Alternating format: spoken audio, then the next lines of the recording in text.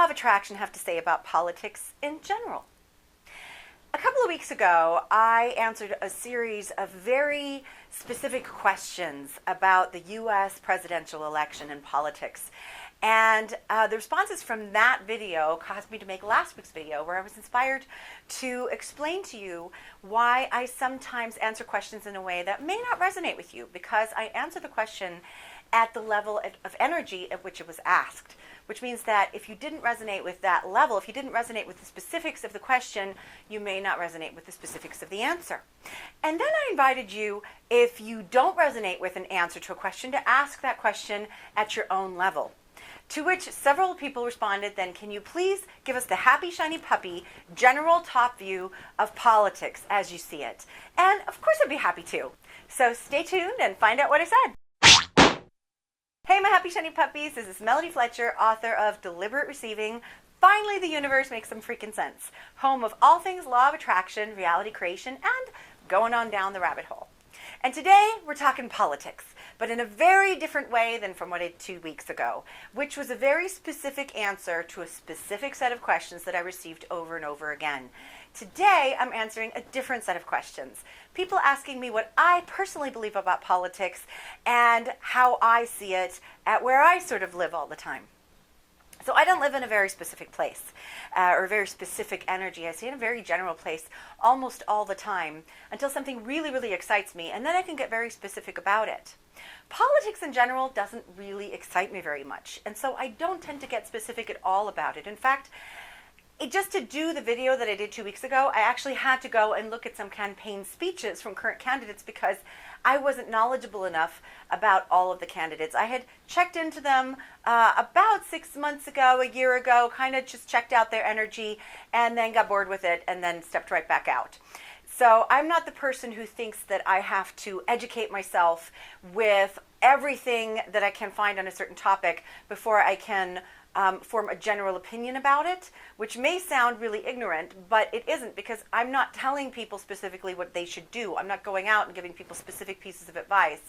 I really focus on the energy of something, and I always go with what I'm drawn towards. So when I do research something to an nth degree where I understand everything about it, it's only because it excites me, not because I feel like I have to know so that I can win an argument. I don't ever try to win an argument. I'm not here to win anything.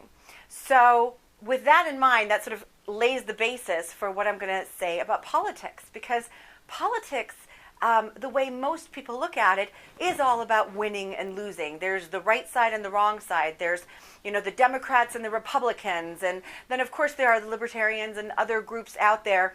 But in general, it's all about duality. It's all about being split into two camps and having to identify with those two camps. And even when people split off into a third or fourth or fifth camp, they still do it often in a way that relates to these two main camps. And I don't really resonate with that at all as a whole picture.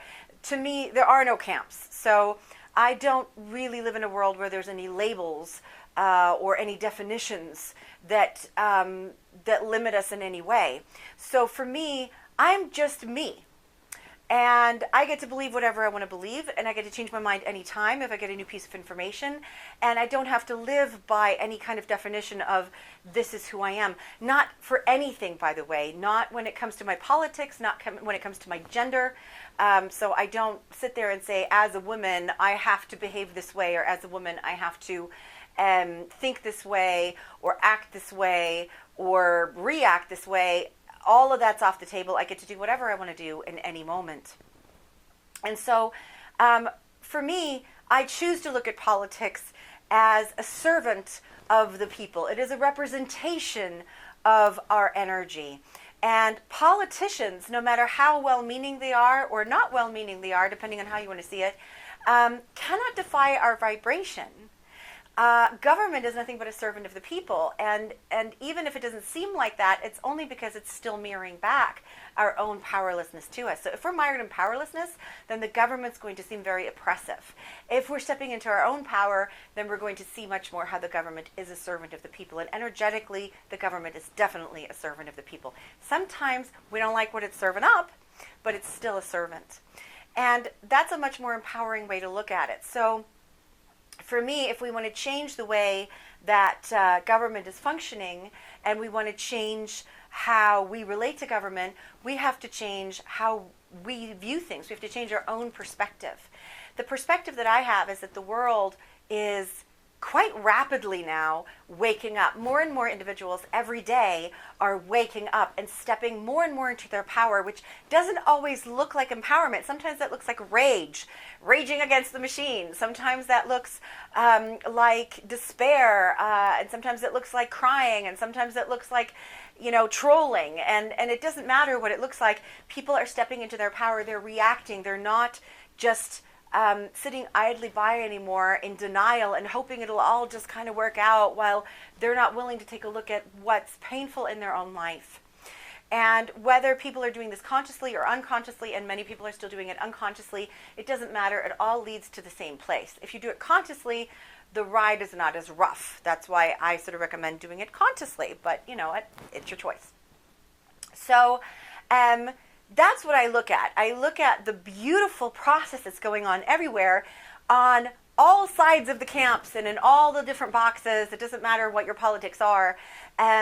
This is something that unites us all.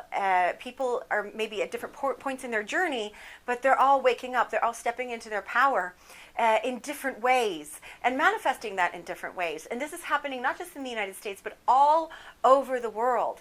And it's such a beautiful thing to see. And of course, as people step into this awakening and into this ascension, as I've talked about before, of course, politics are going to change. Politicians are going to change. Who we vote for is going to change. The people that we've already voted for are going to change. Everything's going to change as we go through this massive change. Of course it is. The entire planet is changing. The entire universe is changing. Our relationship with reality is changing. Our relationship with even things like physics is changing. And if you're not sure that is even possible, go read a book on quantum physics and quantum mechanics, and then come back and question again if our relationship to physics isn't changing.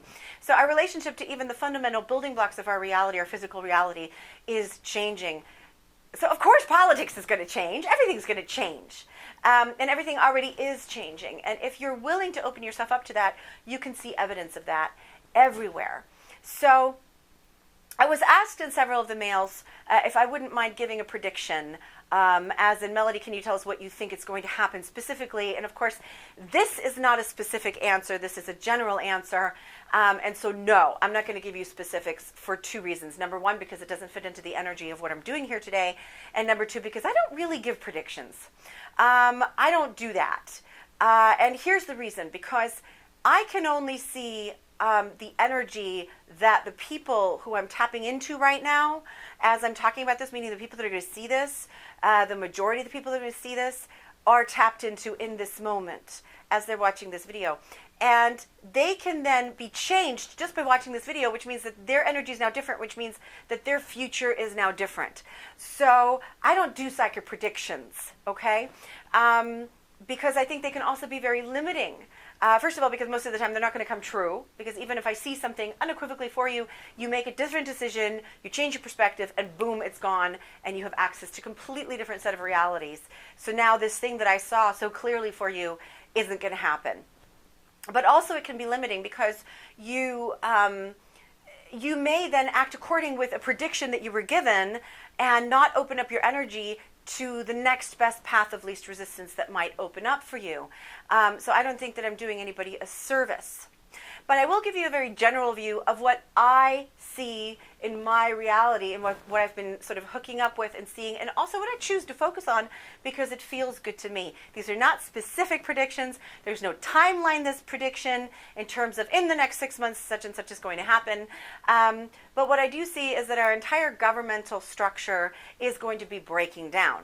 As is our entire economic structure, as is our, educational system.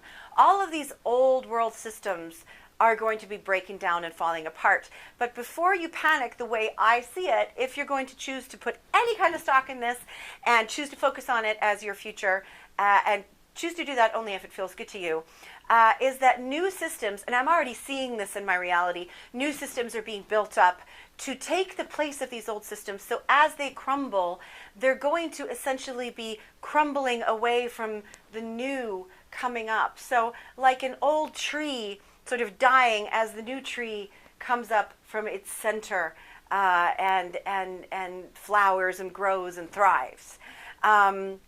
And so I think this breaking apart is not a bad thing. It's not a chaotic thing, although it may seem so to some people.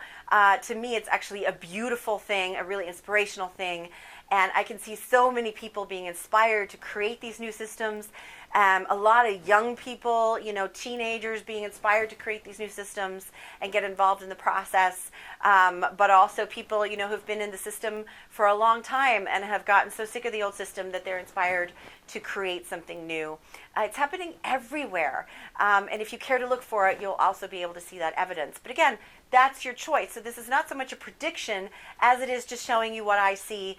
And then you can choose or not choose to focus on it as feels good to you.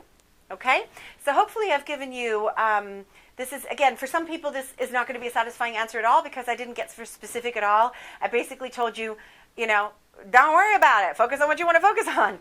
And it took 10 minutes to do it. But that is really how I look at it. So hopefully, for those of you who were asking the question on this level, this was a soothing or uplifting or just a fun answer. And for the rest of you, don't worry about it. So this has been Melody Fletcher, author of Deliberate Receiving. I will see you guys next week. Bye.